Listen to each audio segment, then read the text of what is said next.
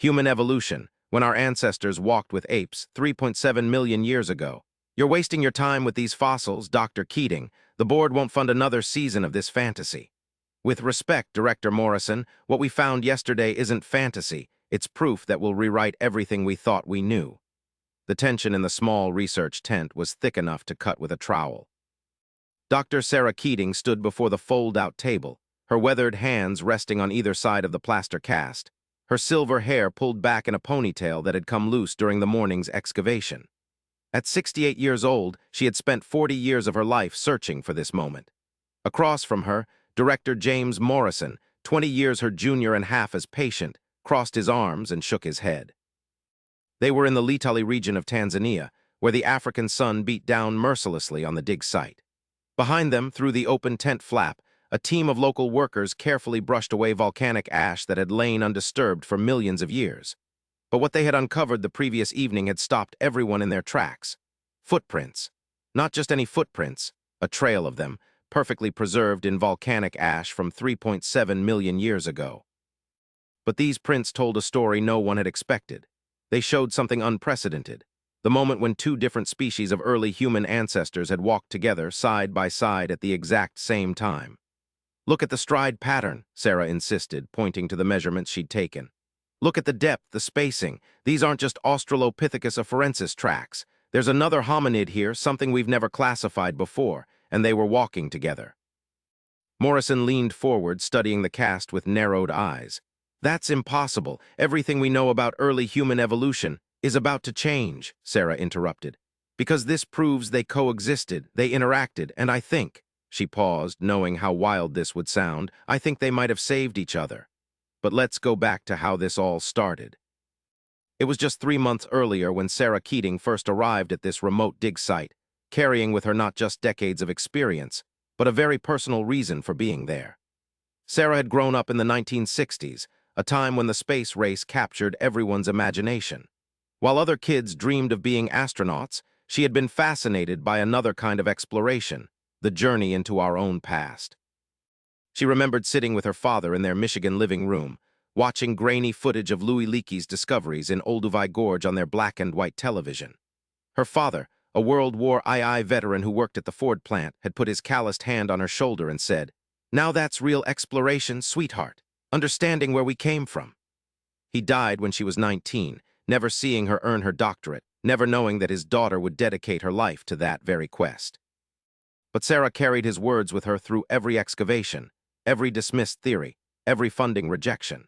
Now, standing in Tanzania, she felt closer to him than she had in decades. The Laetoli site was famous for the footprint trails discovered by Mary Leakey in 1978, trails that proved our ancestors walked upright millions of years ago. Sarah's team was working in a newly exposed section of the same ash layer, hoping to find additional evidence of early human behavior. What they found instead was something that would challenge every assumption about human evolution. The discovery happened on an ordinary Tuesday afternoon. Sarah had been working alongside Daniel Kimathi, a 55-year-old Tanzanian archaeologist who had worked at Laetoli longer than anyone else alive. Daniel had the kind of patience that comes from understanding deep time, the ability to brush away dust for hours, knowing that what you're uncovering took millions of years to create. "Dr. Sarah," Daniel called out, his voice careful and controlled. "You should see this." Sarah set down her tools and walked over to where Daniel was crouched. He had been working in a section they'd mapped as Grid Square 47B, an area that had shown promising signs of preserved tracks. But what he'd uncovered made Sarah's breath catch in her throat. The ash had preserved not just footprints, but a moment frozen in time. Two sets of tracks, one belonging to what was clearly an Australopithecus afarensis, the same species as the famous Lucy fossil. The prints showed the characteristic stride of a creature that walked upright but still retained some ape-like features. But beside these tracks, walking parallel, was another set. These prints were different, slightly larger, with a different pressure pattern, suggesting a heavier, more robust individual. "They were walking together," Daniel said quietly. "At the same moment in time." Sarah knelt down, her knees protesting as they pressed into the hard earth. She pulled out her brush and began the delicate work of exposing more of the trail. As the sun moved across the sky and the shadows lengthened, a story began to emerge from the ancient ash. The two sets of tracks continued for nearly 20 meters before something dramatic happened. The stride patterns changed abruptly. The smaller prints, the Australopithecus, showed signs of stumbling, the toe impressions deeper, suggesting a forward fall. And then the other set of prints stopped, turned, and moved back toward the smaller individual. "Daniel," Sarah whispered, "I think we're looking at a rescue." Over the next 2 weeks, Sarah's team carefully exposed and documented the entire trail. They found something that would have seemed impossible if it hadn't been preserved right there in the rock, evidence that two different species of early human ancestors had not only coexisted, but had shown what could only be described as compassion toward each other. This was when Director Morrison made his first visit to the site. He arrived with skepticism already hardened on his face, concerned about the budget, the timeline, and the extraordinary claims that Sarah's preliminary reports suggested. "You're asking me to present this to the board," Morrison said, looking at the exposed footprints. "Do you understand what you're claiming? That 3.7 million years ago, two different hominid species worked together, that they cared about each other. The scientific community will tear this apart." "Let them," Sarah replied. "The evidence speaks for itself. Evidence can be interpreted many ways." "Then let me tell you what I see," Sarah said, her voice firm but patient. "Come here." She led Morrison along the exposed trail, pointing out each detail. "These tracks tell a story. A creature we now identify as Australopithecus afarensis, probably a female based on the size, was walking across this volcanic plain. And beside her, walking at the same pace, was another hominid, something different, more robust, heavier. Their tracks show they were traveling together deliberately, not just crossing paths." Morrison followed, his expression skeptical but curious. "Then here," Sarah continued, pointing to where the pattern changed, "something happened. The smaller individual stumbled. See how the prints change? The toe impressions are much deeper here, the heel barely touching. She was falling forward." "That's speculation," Morrison interjected. "Watch," Sarah said, moving forward. "The other individual, the larger one, his tracks stop here, completely stop. Then they turn, see the pivot print." He turned around and went back. "And here," she pointed to a confused cluster of prints. "Here's where they were both stationary, two individuals standing in the same place. And then both sets of prints continue, but now they're closer together. The spacing suggests the larger individual was supporting the smaller one." Morrison was quiet for a long moment, studying the ancient trail. "Even if your interpretation is correct, what does it prove? We've always known early humans were social." "But not across species lines," Sarah said. "Every model of human evolution has suggested competition between early hominid species, that they would have fought over resources, territory. We've never imagined that they might have cooperated, that they might have cared for each other despite being different." If you're enjoying this story, please consider subscribing to hear more stories like this. That conversation with Morrison had been 3 months ago. Now, with all the evidence documented, photographed, and cast in plaster, Sarah was being told the funding would run out. Morrison wanted to close the site, publish a conservative paper, and move on to less controversial work. But Sarah couldn't let it go, because as she studied the tracks night after night, she began to imagine the individuals who made them. She began to see them not as abstract scientific specimens, but as real beings who lived, struggled, and in one crucial moment, chose compassion over indifference. She decided to do something unconventional. She would reconstruct their story, not as dry scientific hypothesis, but as a narrative that honored the humanity she saw in those ancient footprints. She would tell the story of what she believed happened on that day, 3.7 million years ago, when two different kinds of people walked together under an African sky. And so, working late into the nights in her tent, Sarah began to write. Not a paper for a journal, but a story. A story that began like this.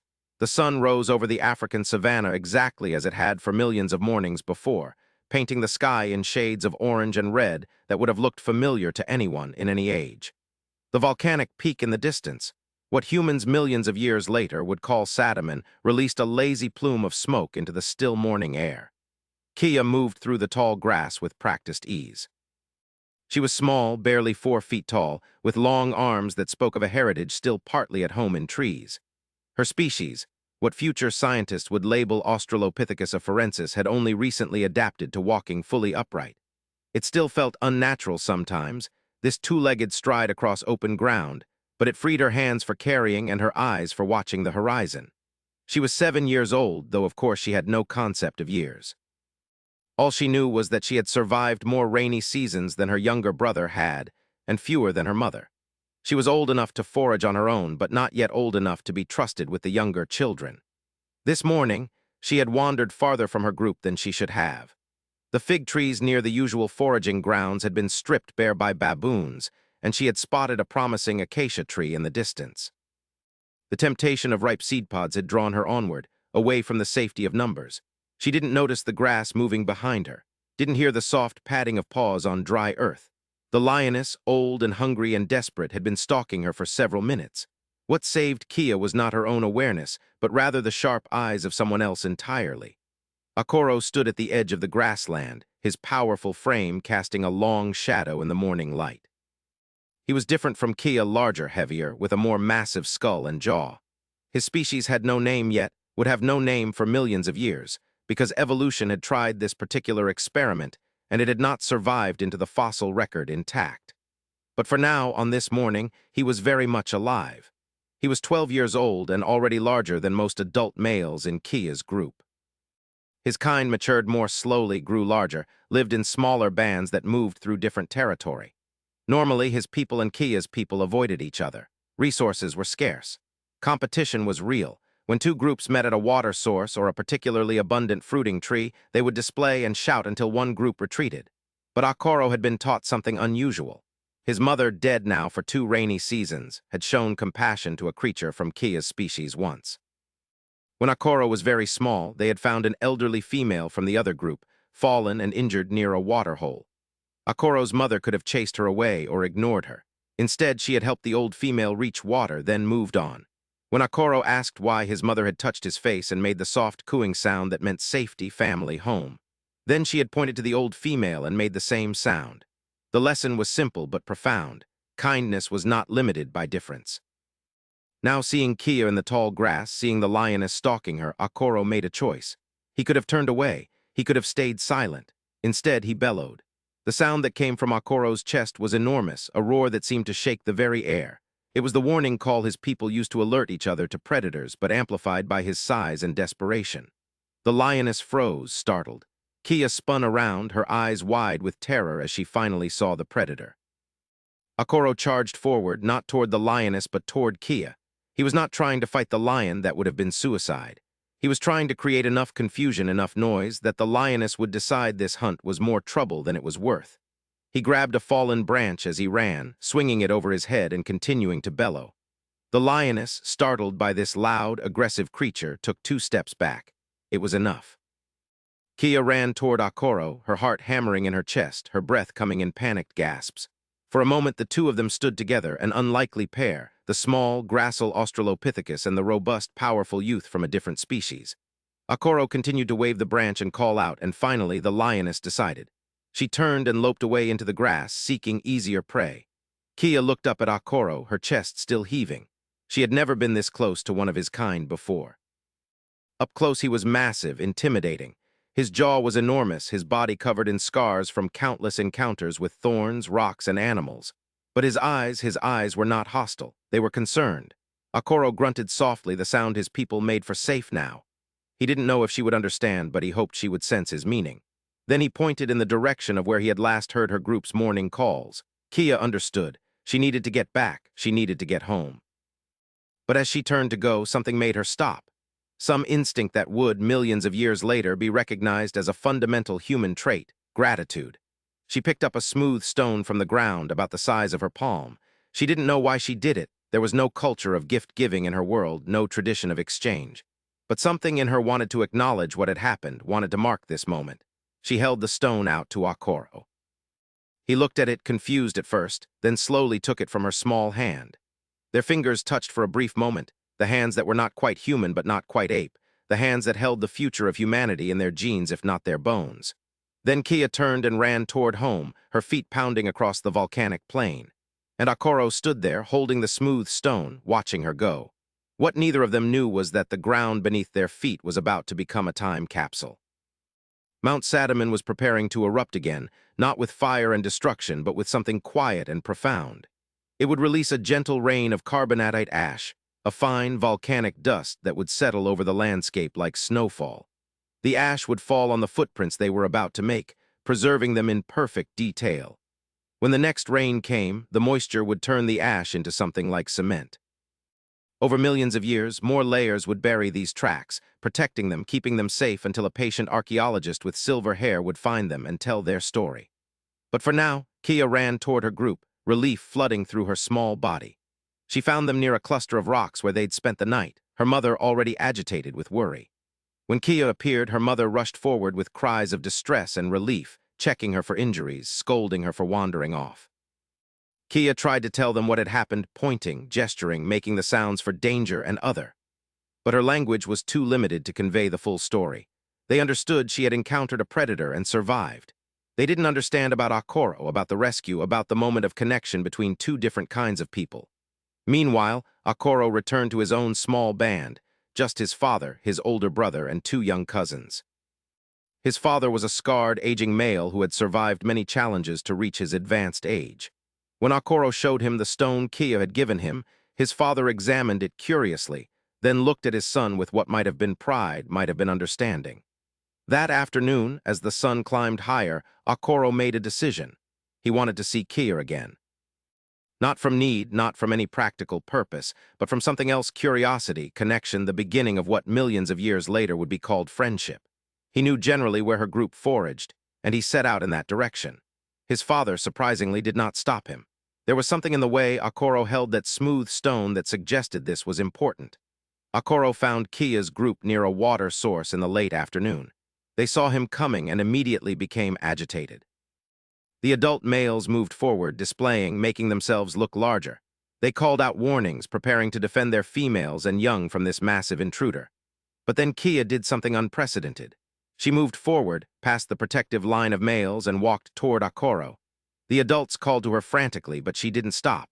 She approached Akoro slowly, cautiously, and when she was close enough, she gestured to the stone he still carried. It was a simple gesture, but it spoke volumes.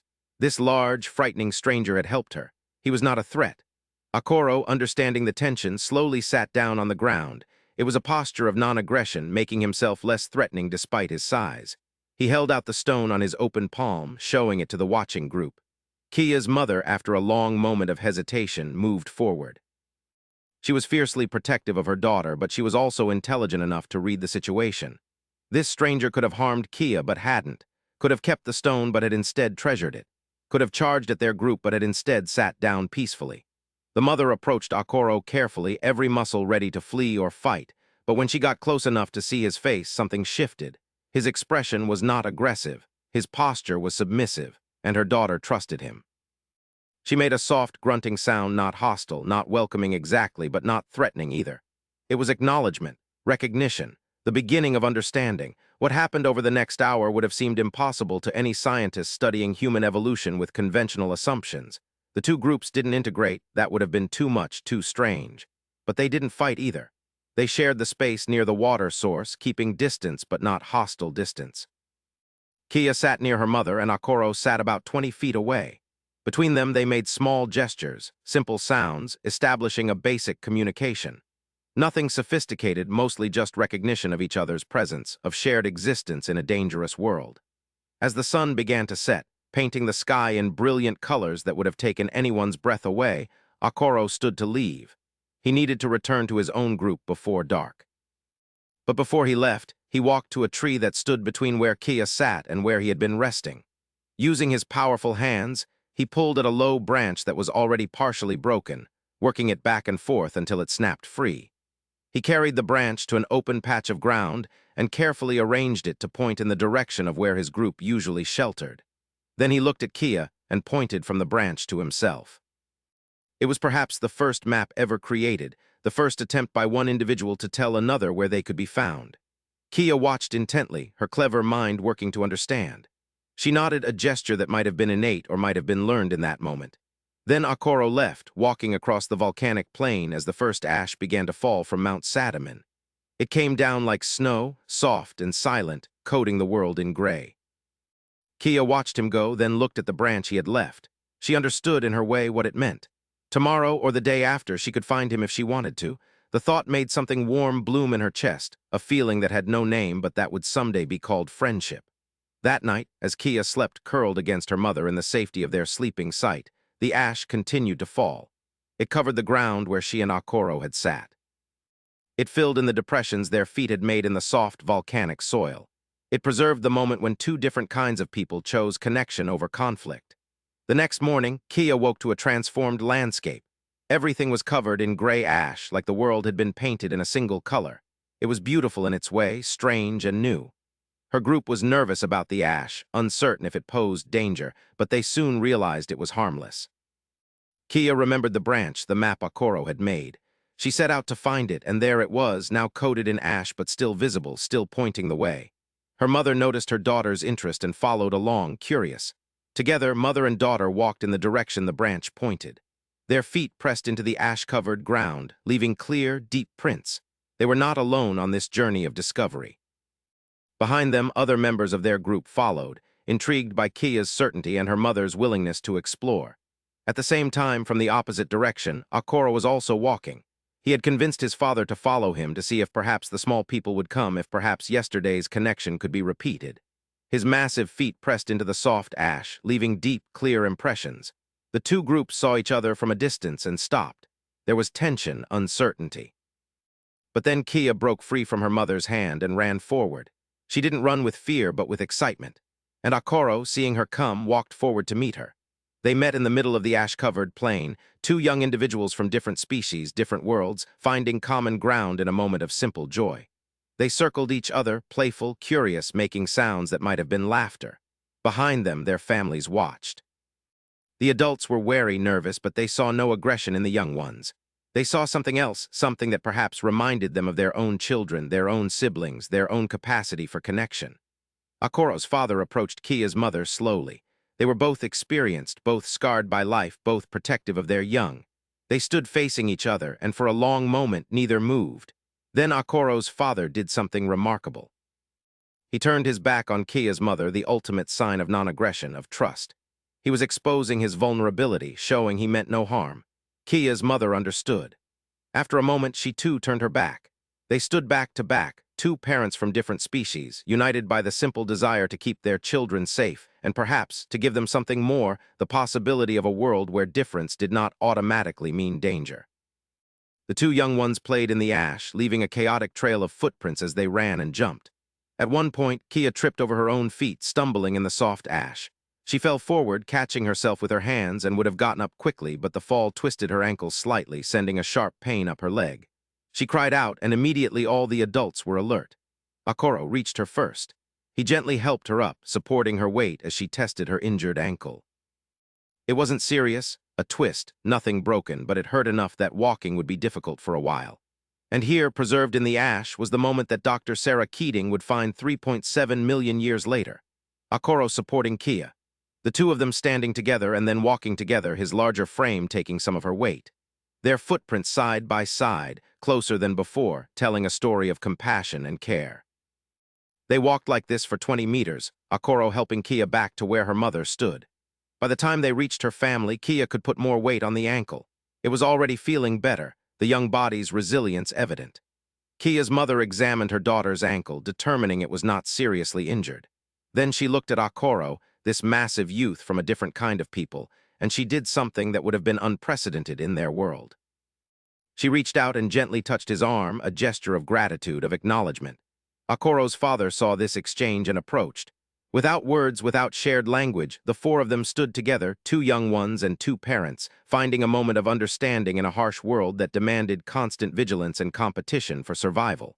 But the moment couldn't last. Resources were still scarce. Territory was still contested. The deep-seated instincts that kept each species alive also kept them separate. The two groups needed to move on, to continue their daily struggle for food and safety. As they separated, Kia and Akoro looked back at each other one last time. They could not have known they would never see each other again. The volcanic eruptions would intensify over the next weeks, forcing both groups to migrate to different areas. The paths of their peoples would diverge, and eventually Akoro's species would vanish from the Earth entirely, their evolutionary experiment ending while Kia's people adapted and changed and eventually became something new. But in this moment they had existed together. They had chosen compassion. They had shown that the capacity for empathy, for caring about someone different from yourself, was not a modern human invention. It was ancient. It was primal. It was perhaps the very thing that made survival possible in a dangerous world.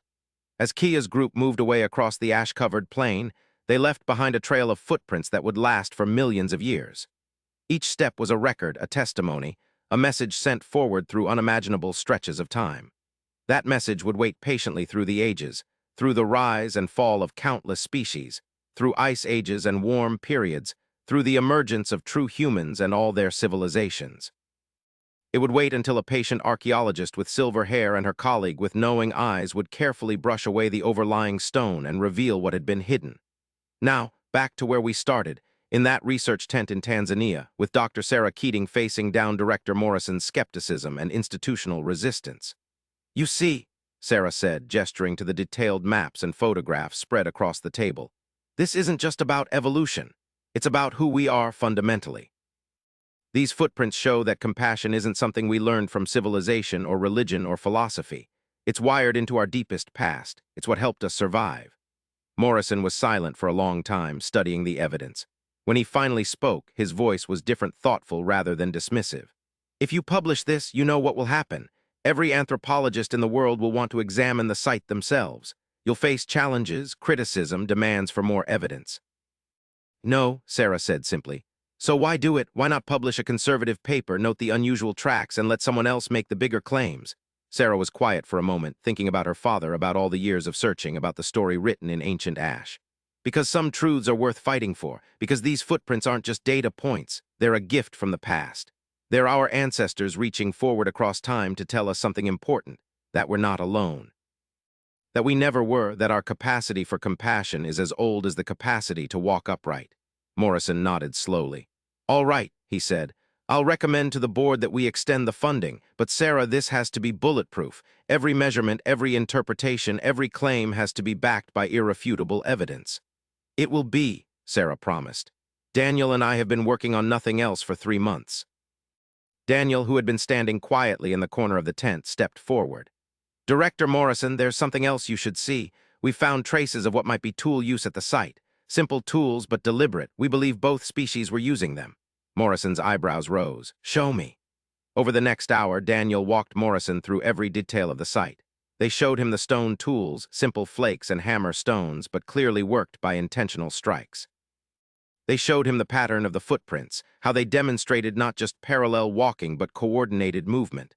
They showed him the place where the smaller individual had fallen and been helped up. As the afternoon wore on, Morrison's resistance crumbled in the face of careful, detailed evidence. By the time the sun was setting over the Tanzanian plain, painting the sky in colors that Kia and Akoro would have recognized, Morrison was convinced. "All right," he said finally. "Let's do this right.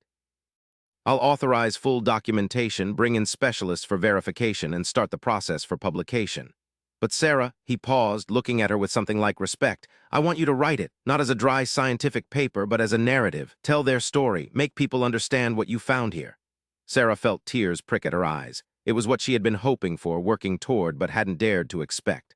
"Thank you," she whispered. That night, after Morrison had returned to his hotel and the workers had finished for the day, Sarah and Daniel sat together at the edge of the excavation, looking out over the landscape where millions of years ago 2 different kinds of people had walked together.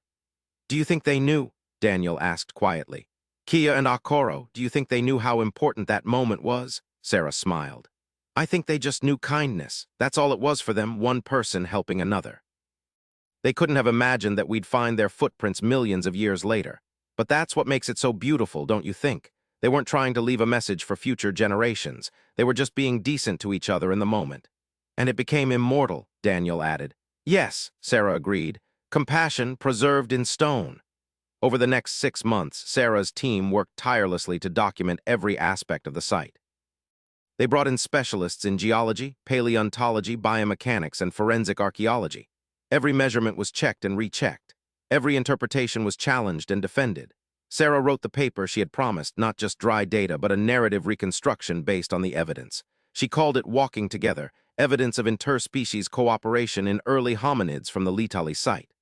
But everyone who read it called it by its more popular name, the Compassion Trail. The paper was published in Nature to widespread attention. As Morrison had predicted, anthropologists from around the world wanted to examine the site. Some were skeptical, demanding more evidence. Others were excited, seeing in these ancient footprints confirmation of theories they had long held about early human social behavior. But the story caught fire beyond academic circles. News organizations picked it up. Documentary filmmakers came calling. Because the story of Kia and Akoro, two young individuals from different species choosing connection over conflict, resonated with people in a world that often seemed divided by difference. Sarah found herself traveling the world, giving talks, showing the photographs of those ancient footprints, telling the story of what they revealed. At each lecture, she noticed something. The audience would begin politely attentive, some skeptical, some curious. But when she described the moment Akoro turned back to help Kia, when she showed the footprints of them walking together, something changed. People leaned forward. They stopped taking notes and just listened. Some wiped at their eyes. At a conference in New York, an older gentleman approached Sarah after her presentation. He was perhaps 80 years old, stooped with age, but with bright, intelligent eyes. "Dr. Keating," he said, "I'm Robert Chen. I'm a retired history teacher. I wanted to thank you."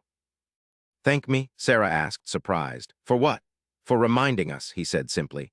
"My generation lived through World War II, the Cold War, Vietnam, the civil rights struggle. We've seen humanity at its worst and its best. But sometimes in the news today it feels like we're losing something essential. Your discovery reminds us that compassion isn't weak. It's ancient, it's primal, it's what made us human in the first place." Sarah felt a lump in her throat. "That's exactly what I hoped people would understand." Robert nodded. "You know, I taught history for 45 years. I always told my students that history isn't just dates and events, it's people making choices. Your footprints show that even before we were fully human, we were making the choice to be kind. That gives me hope." This conversation stayed with Sarah. It reminded her why she had fought so hard to tell this story the right way, to make sure it wasn't just data but a human tale that anyone could connect with. A year after the initial discovery, Sarah returned to the Laetoli site with a film crew. They were making a documentary about the discovery, and the director wanted footage of Sarah at the actual location. As she stood at the edge of the excavation, now protected under a specially designed shelter, she thought about Kia and Akoro. Two young individuals who lived impossibly long ago, who spoke no language we would recognize, who had no concept of legacy or immortality. They had simply lived, struggled, and in one crucial moment chose compassion. And that choice had reached across millions of years to teach something to people they couldn't have imagined. The documentary director asked Sarah what she felt when she looked at the footprints now, after all the attention, all the verification, all the analysis. Sarah thought carefully before answering. "I feel grateful," she said finally.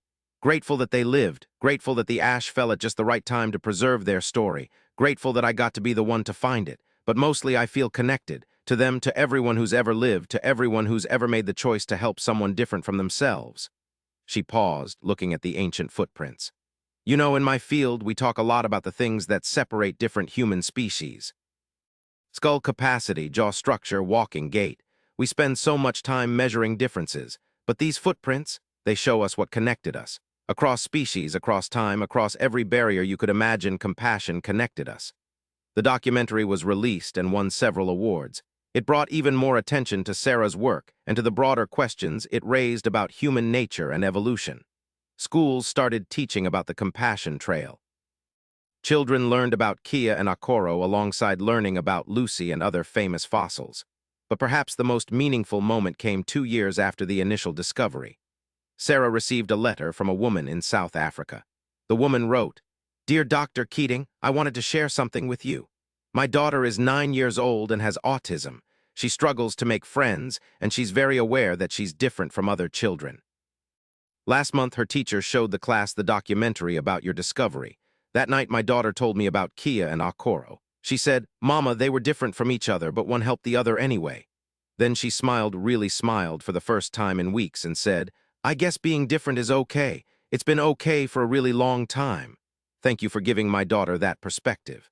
Sarah kept that letter in her desk drawer. On difficult days, when skeptics questioned her interpretations or funding battles became frustrating, she would take out the letter and read it again. It reminded her why the work mattered. 3 years after the discovery, Sarah was invited to give a TED Talk. The venue was packed, the lights bright, the audience expectant. Sarah walked onto the stage, feeling every one of her 71 years, but also feeling energized by the story she had to tell. "I want you to imagine something," she began. "Imagine you're 7 years old. You're in a dangerous world where predators are everywhere. You've wandered away from your family, and suddenly you realize something is stalking you, something that could kill you in seconds. The audience was silent, attentive. Now imagine a stranger appears. This stranger is huge, powerful, different from you in almost every way. This stranger could be a threat, but instead this stranger saves your life. Not because you're the same, not because you're family, but simply because you're another living being in trouble. Sarah clicked to the first slide, the footprints, clearly visible in the ancient stone. This happened 3.7 million years ago, and we know it happened because they left footprints. She walked the audience through the discovery, the evidence, the interpretation. She showed them the trail where Kia had walked alone, where Akoro had intercepted the lion, where they had walked together with Akoro supporting her injured ankle. Here's what this tells us, Sarah said, approaching her conclusion. Compassion isn't a modern invention. It's not something we learned from civilization or religion. It's deeper than that. It's older than our species. It's wired into the very foundation of what it means to be human or even pre-human. She paused, looking out at the audience. In a world that often seems divided by difference by race, culture, nationality, ideology, these footprints remind us of something essential. Our ancestors, who weren't even the same species, chose compassion. They chose connection. They chose to help each other despite being different. If they could do that 3.7 million years ago, surely we can do it now. The applause was thunderous. People stood, some wiping tears from their eyes. Sarah felt her father's presence in that moment, the man who had pointed to a television screen when she was 7 years old and said, "Understanding where we came from, that's real exploration." She had explored. She had found something precious. And now she was sharing it with the world. In the years that followed, Sarah continued her work, but the compassion trail remained her most significant discovery. She published more papers, mentored young archaeologists, and gave countless interviews. But she always came back to those footprints, to the story they told. Daniel Kamathi eventually took over as the primary custodian of the Laetoli site. He continued the work, training a new generation of Tanzanian archaeologists to study and protect their country's incredible paleontological heritage. He and Sarah remained close friends, united by their shared discovery and their commitment to telling its story responsibly. Director Morrison, who had initially been so skeptical, became one of Sarah's strongest supporters. He admitted years later that the compassion trail had changed how he thought about scientific discovery. "Sometimes," he told Sarah at a conference, "the most important findings are the ones that seem impossible at first." But perhaps the most lasting impact was on how people thought about human nature. Before the discovery of the compassion trail, most models of human evolution emphasized competition, violence, and the struggle for resources. These factors were certainly real and important, but the footprints suggested something else was also true, that cooperation, compassion, and connection across difference were just as ancient and just as fundamental to who we are. Scientists began looking for other evidence of early prosocial behavior. They found it in shared food remains, in the care given to injured individuals, in the burial of dead with what appeared to be ceremony. The picture that emerged was more complex, and in some ways, more hopeful than the older models had suggested. On Sarah's 75th birthday, her colleagues and friends gathered at a conference center in Nairobi to celebrate her life's work. Representatives from universities around the world attended. So did some of the local workers who had helped with the original excavation, dressed in their best clothes, proud to be part of this moment. Daniel gave the keynote speech. He talked about the day they found the footprints, about Sarah's immediate recognition of their significance, about her determination to tell the story right. "Dr. Keating could have published a conservative paper and protected her reputation," he said. "Instead, she took a risk because she believed in the truth of what we found." She gave a voice to Kia and Akoro, two individuals who lived millions of years ago but who had something important to teach us. When it was Sarah's turn to speak, she stood at the podium and looked out at the assembled crowd, scholars and workers, young students and old colleagues, people from dozens of countries and backgrounds. She thought about the journey that had brought her here, from a little girl watching television with her father to a woman who had uncovered one of humanity's oldest stories. "I've been asked many times what I hope people take away from the discovery of the compassion trail," she began. "I think it's this: we are not prisoners of our biology. Yes, we evolved to compete for resources. Yes, we evolved to be wary of difference. But we also evolved to cooperate, to show compassion, to connect across boundaries. Those footprints prove that the capacity for kindness is as old as the capacity to walk upright." She smiled, feeling the weight of her years, but also the satisfaction of a life well-lived. Kia and Akoro couldn't have known that their moment of connection would be preserved for millions of years. They were just two young individuals doing what felt right in the moment. But that's the thing about compassion. It doesn't require grand gestures or immortal legacies. It just requires one person helping another, one moment of connection at a time. She looked directly at the younger students in the audience. You will face countless moments in your lives where you can choose connection or division, compassion or indifference. When those moments come, remember Kia and Akoro. Remember that the choice to be kind is ancient and honorable and fundamentally human. Or even better than human, it's what made us human in the first place. The applause was long and heartfelt. After the speech, people lined up to thank Sarah, to share their own stories of how the compassion trail had affected them. There was the anthropology student who changed her research focus to study prosocial behavior in early hominids. There was the elementary school teacher who used the story to teach her students about kindness and accepting differences. There was the elderly man whose grandson had been inspired to become a scientist after seeing the documentary. Each person carried forward a piece of the story, spreading it like ripples from a stone dropped in water. Kia and Akoro's moment of connection, preserved in ancient ash, was touching lives millions of years later in ways they never could have imagined. That night, after the celebration ended, Sarah sat alone in her hotel room, looking at photographs from her career spread across the bed. There were pictures from dozens of dig sites, hundreds of fossils, countless discoveries. But she kept coming back to one photo, the first clear shot of the compassion trail, taken on that initial day when Daniel had called her over to see what he'd found. The footprints were so clear in that image, the story they told so evident once you knew how to read it. Two individuals walking together, one helping the other. A moment of connection preserved forever. Sarah thought about mortality, about legacy, about what we leave behind. She was 75 years old. She knew her time for making new discoveries was likely past, but she had found something that would last.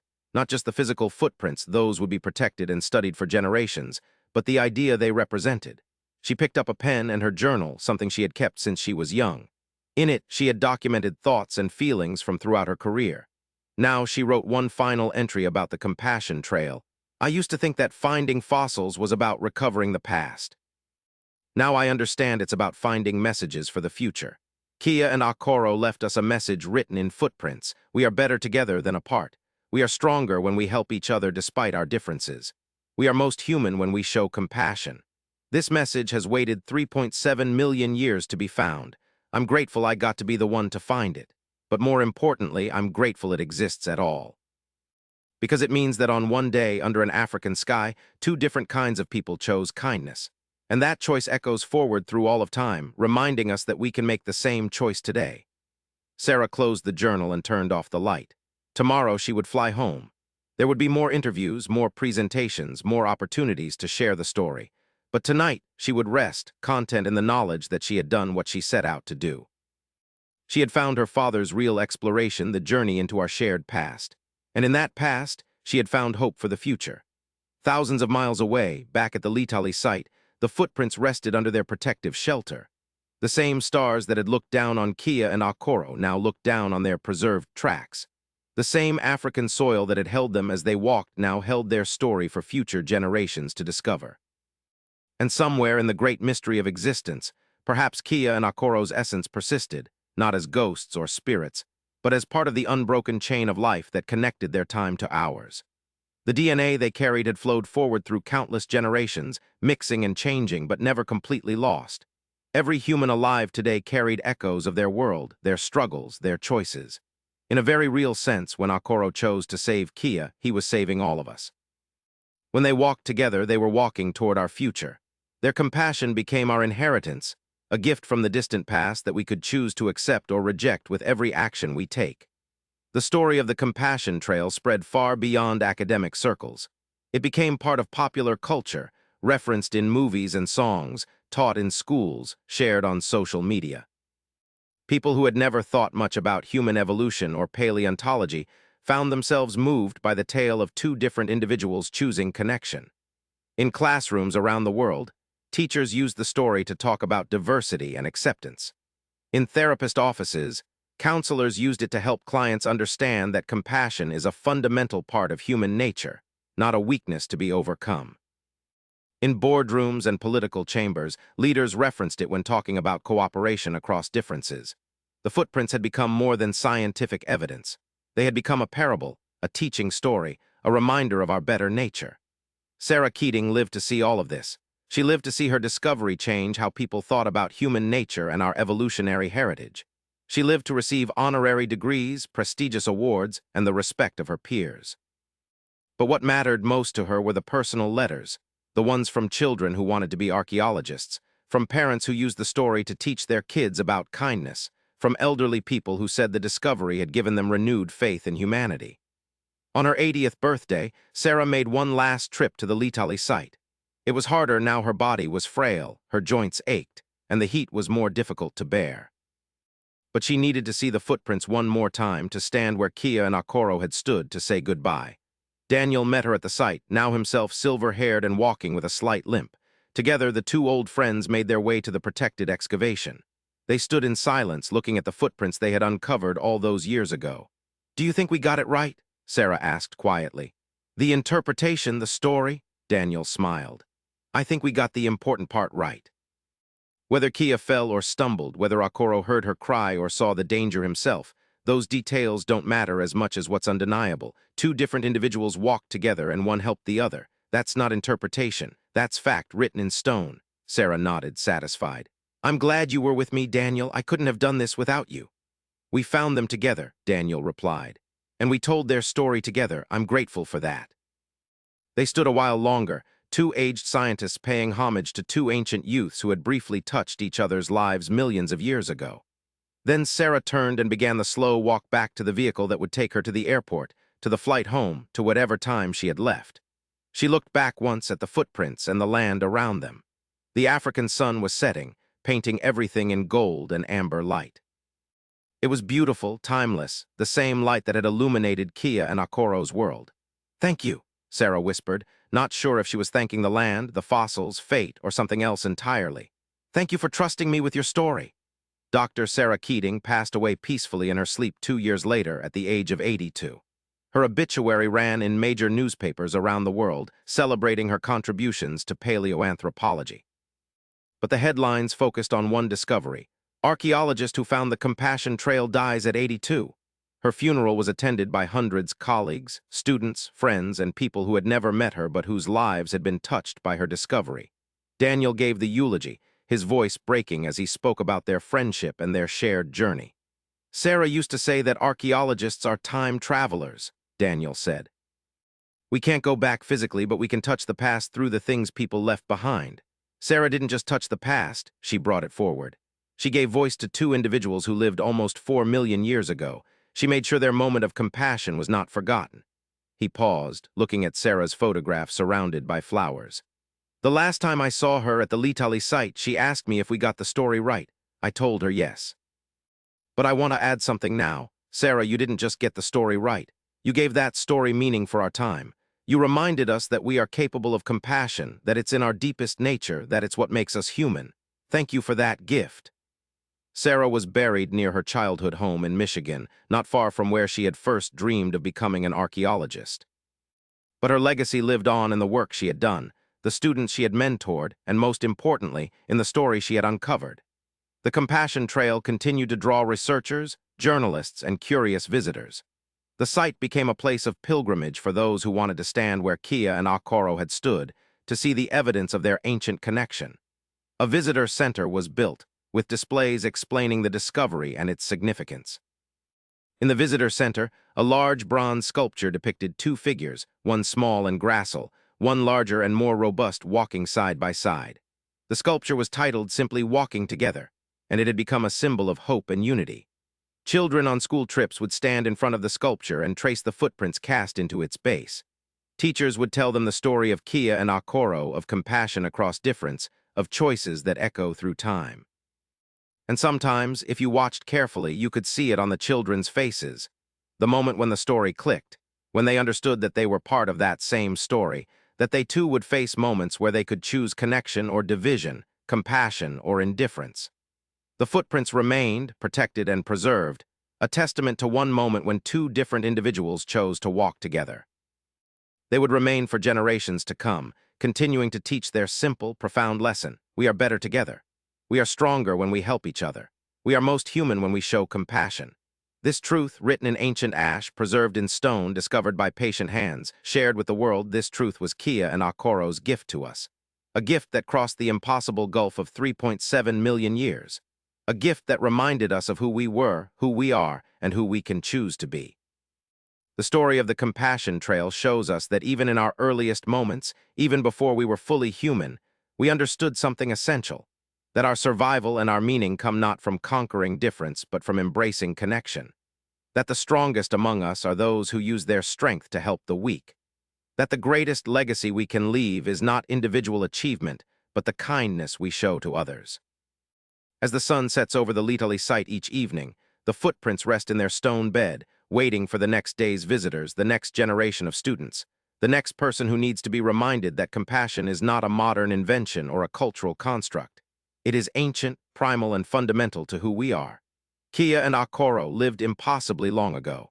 They spoke no language we would understand. They knew nothing of civilization, technology, or progress. But they knew something that we sometimes forget, that when someone needs help, you help them. Not because they're like you, not because you'll get something in return, but simply because it's right. That lesson, preserved in footprints, discovered by dedication, shared with love, that lesson is their eternal gift to us all. Thank you for listening to this story. If it touched you, please subscribe and share your thoughts in the comments. Stories like this remind us of our shared humanity and our capacity for compassion across all boundaries.